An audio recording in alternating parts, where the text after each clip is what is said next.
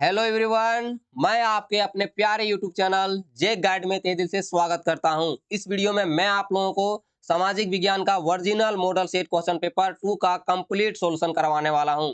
आप लोग वीडियो को ध्यान पूर्वक से देखिए और सारे क्वेश्चन आंसर को अच्छी तरीके से याद कर लीजिए, क्योंकि आपके एग्जाम में यहां से लगभग बहुत सारे सवालों को देखने को मिलेगा। तो आप लोग इन सारे सवालों को अच्छी पूर्वक से याद कीजिए और अपने एग्जाम की तैयारी में दुरुस्त हो जाइए। देखिए क्वेश्चन नंबर 1 आप लोग के लिए क्या दिया हुआ है कि सामाजिक अनुबंध, जिसे इंग्लिश में बोला जाता है द सोशल कॉन्स्ट्रैक्ट, का विचार किस फ्रांसीसी विद्वान ने दिया। वहां पर एक बहुत ही विद्वान फ्रांसीसी विद्वान थे, उनका नाम था रूसो। उन्होंने ही इस विचार को दिए हुए थे। क्वेश्चन नंबर सेकेंड, आतंक का राज किसने स्थापित किया। तो आतंक का राज जो है रोबोस्फेयर जो थे उन्होंने स्थापित किए हुए थे। क्वेश्चन नंबर 3, फ्रांस की क्रांति कब हुई। तो फ्रांस की क्रांति जो है 14 जुलाई 1789 ईस्वी को शुरू हुई थी। क्वेश्चन नंबर 4, समाजवादी विचारधारा के प्रवर्तक कौन थे। तो समाजवादी विचारधारा के प्रवर्तक कार्ल मार्क्स थे। क्वेश्चन नंबर 5, रूस के स्थानीय स्वशासी संगठन कहलाते हैं।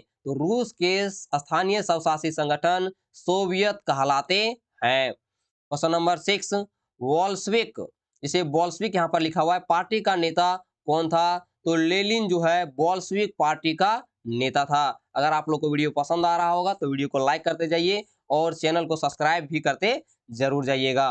क्वेश्चन नंबर 7 देखिए क्या दिया हुआ है कि किस संधि द्वारा जर्मनी पर कठोर एवं अपमानजनक शर्तें थोप दी गई हुई थी। तो वारसाई की संधि के द्वारा जो है जर्मनी पर कठोर एवं अपमानजनक शर्तें थोप दी गई हुई थी। क्वेश्चन नंबर 8, हिटलर की सेनाओं ने पोलैंड पर कब आक्रमण किया। तो हिटलर की जो सेना थी वह सितंबर 1939 ईस्वी को पोलैंड पे पूरी तरह से आक्रमण कर देते हैं। क्वेश्चन नंबर 9, 1864 में किस भारतीय वन सेवा की स्थापना की गई। किसने भारतीय वन सेवा की स्थापना की। तो ब्रेंडिस जो थे वही जो है 1864 ईस्वी में भारतीय वन सेवा की स्थापना करते हैं। क्वेश्चन नंबर 10, दक्षिण पूर्व एशिया में झूम या घुमंती खेती को किस नाम से जाना जाता है। तो दक्षिण पूर्व एशिया में झूम या घुमंती खेती को जो है लादिंग के नाम से जाना जाता है। ठीक है। क्वेश्चन नंबर 11, भारतीय भूखंड एशिया महाद्वीप के किस भाग में स्थित है। तो भारतीय भूखंड एशिया महाद्वीप के पूर्व एवं पश्चिम के मध्य में स्थित है। क्वेश्चन नंबर 12,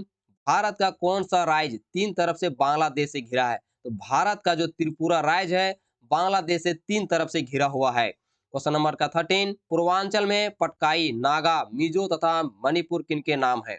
तो ये सभी चीजें जो है पहाड़ियों के नाम है। ठीक है। क्वेश्चन नंबर 14, सतलुज एवं सिंधु के बीच हिमालय के भाग को किस नाम से जाना जाता है। तो सतलुज एवं सिंधु के बीच हिमालय के भाग को पंजाब हिमालय के नाम से जाना जाता है। क्वेश्चन नंबर 15, नर्मदा नदी का उद्गम कहाँ से है। तो नर्मदा नदी का उद्गम स्थान जो है अमरकंटक की पहाड़ियों से है। ठीक है। क्वेश्चन नंबर 16, उत्तरी मैदान किन नदियों से बना है। तो उत्तरी मैदान जो है गंगा, सिंधु, ब्रह्मपुत्र नदियों से बना है। क्वेश्चन नंबर 17, ज्यादा वर्षा वाले क्षेत्रों में कम वर्षा वाले क्षेत्रों की तुलना में किस प्रकार के वन पाए जाते हैं। तो ज्यादा वर्षा वाले क्षेत्रों में कम वर्षा वाले क्षेत्रों की तुलना में किस प्रकार के वन पाए जाते हैं। तो पर्णपाती वन पाए जाते हैं। सारे क्वेश्चन आंसर को आप लोग वीडियो को देखने के साथ साथ ही याद करते जाइएगा। मेरी आवाज को आप लोग कॉन्सेंट्रेट माइंड से सुनते जाइए, जिससे क्या होगा कि सारे क्वेश्चन आंसर आप लोग को याद होते चले जाएंगे। ठीक है। क्वेश्चन नंबर 18 देखिए क्या दिया हुआ है कि रबड़ का संबंध किस प्रकार की वनस्पति से है। तो रबड़ का जो संबंध है दोस्तों उस उष्ण कटिबंधीय वनपाती वन से आप लोगों को रिलेटेड है। ठीक है। क्वेश्चन नंबर आपका 19 देखिए क्या दिया हुआ है कि विश्व में सबसे अधिक वर्षा कहाँ होती है। तो विश्व में जो सबसे अधिक वर्षा होती है उस जगह का नाम है Mansi Ram. Okay. Question number 20 देखिए क्या दिया हुआ है कि जनगणना कितने वर्ष पर की जाती है। तो जनगणना जो है कितने वर्ष पे की जाती है। तो जनगणना प्रत्येक 10 वर्षों पर की जाती है। क्वेश्चन नंबर 21, किस शासन प्रणाली में अंतिम निर्णय लेने की शक्ति लोगों के चुने हुए प्रतिनिधियों के पास होती है। तो लोगों के द्वारा जो चुने गए प्रतिनिधियों के पास जो अंतिम जो निर्णय होता है वह लोकतंत्र के द्वारा जो प्रतिनिधि चुने जाते हैं उन्हीं के पास ये विचार होते हैं। क्वेश्चन नंबर 22, इनमें से कौन लोकतंत्र के विपक्ष में दिया गया तर्क कौन है। तो ऑप्शन नंबर आपका सेकंड सही हो जाएगा कि इनमें अनुत्तरदायी शासन पाया जाता है। क्वेश्चन नंबर 23, संविधान की आत्मा किसे कहते हैं? तो संविधान की आत्मा जो है प्रस्तावना को कहते हैं।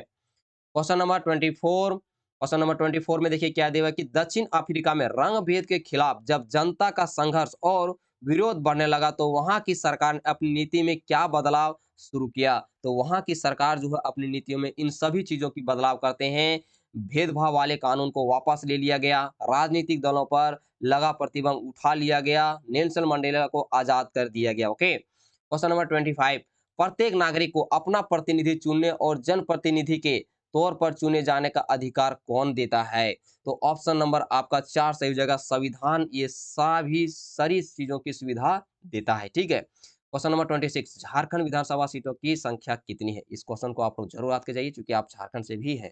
ठीक है, तो कुल मिलाकर के आप लोग का जो विधानसभा की सीटों की जो संख्या है वह 82 है। ठीक है, क्वेश्चन नंबर 27, निम्न में से जनप्रतिनिधियों की किस सभा के पास देश का कानून बनाने, कर बढ़ाने, बजट बढ़ाने का विशेष अधिकार प्राप्त है? तो ऑप्शन नंबर 2 सही हो जाएगा। विधायिका के पास ये सारी सुविधाएं हैं। ठीक है, क्वेश्चन नंबर 28, प्रधानमंत्री के सिफारिश पर मंत्रियों की नियुक्ति कौन करता है? तो प्रधानमंत्री की सिफारिश पर जो है मंत्रियों की नियुक्ति जो है राष्ट्रपति करता है।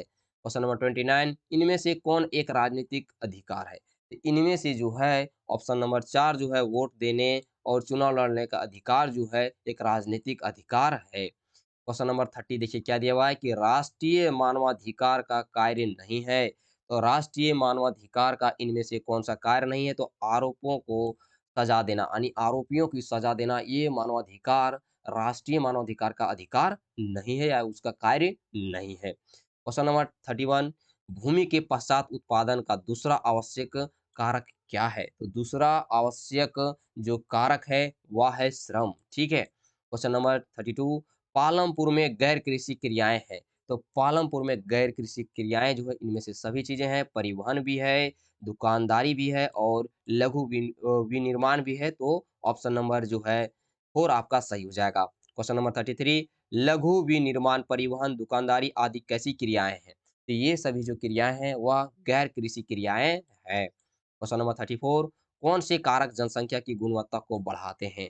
तो कौन से कारक हैं? तो इनमें से सभी कारक जो है जनसंख्या की गुणवत्ता को बढ़ाते हैं। साक्षरता दर हो गया, कौशल निर्माण हो गया, लोगों का स्वास्थ्य हो गया, ये सभी चीजें जो है जनसंख्या गुणवत्ता को बढ़ाता है। ठीक है, क्वेश्चन नंबर 35, सर्व शिक्षा अभियान क्या है? तो सर्व शिक्षा अभियान का मतलब है कि 6 से 14 वर्ष के सभी बच्चों को प्राथमिक शिक्षा देना, वो भी मुफ्त। ठीक है, यहाँ पर लिखा नहीं है लेकिन मुफ्त है। इसीलिए देखते हैं अभी आप लोग गवर्नमेंट स्कूलों में जो है आप लोग 8 क्लास तक पूरी तरह से किताब-उताब सब आप लोग को फ्री मिलता है। अभी तो देखिए 10 तक भी इस तरह से कर दिया गया है, ठीक है?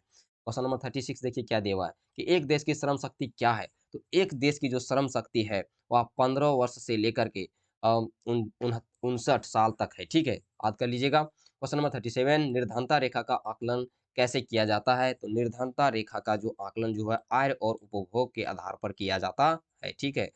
भारत के किस राज्य की न्यूनतम प्रति व्यक्ति आय है? तो भारत का जो है आपका एक हम लोग का झारखंड का पड़ोसी राज्य बिहार में है जिसमें प्रति व्यक्ति आय जो है सबसे न्यूनतम है। ठीक है, क्वेश्चन नंबर 39, भारत में शहरी क्षेत्रों में स्वीकृति कैलोरी मात्रा कितनी है? तो ऑप्शन नंबर आपका 1 सही होगा 2100 कैलोरी। ठीक है, क्वेश्चन नंबर 40, बफर स्टॉक क्या है?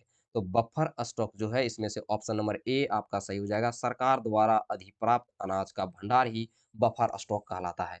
अगर वीडियो आप लोगों को पसंद आया होगा तो वीडियो को लाइक करें, अपने मित्रों में से शेयर करें, चैनल को सब्सक्राइब नहीं किए होंगे तो सब्सक्राइब करके जाइए और डिस्क्रिप्शन बॉक्स को आप लोग ज़रूर चेक करके जाइए। मैं आप लोगों के लिए बहुत अच्छी तरीक़ा से सब चीज़ों का अच्छी तरीक़ा से तैयारी करवा रहा हूँ, ओके? तो आप लोग ज़रूर विज़िट कीजिएगा डिस्क्रिप्शन बॉक्स में। चलिए मिलते हैं नेक्स्ट वीडियो में। जय हिंद, जय भारत।